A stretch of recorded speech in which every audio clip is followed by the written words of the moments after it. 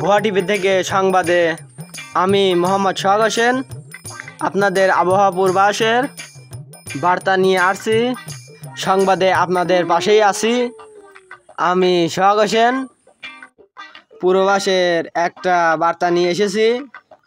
সমুদ্র সৈকতের মাঝখানে এখন কোনো ঝড় বৃষ্টি হবে না, কিন্তু তাণ্ডব হতে পারে। আপনাদেরকে 10 নম্বর সতর্কবাণী দেওয়া হলো। আপনারা যার যার জায়গায় স্থান করুন। সবাইকে ধন্যবাদ।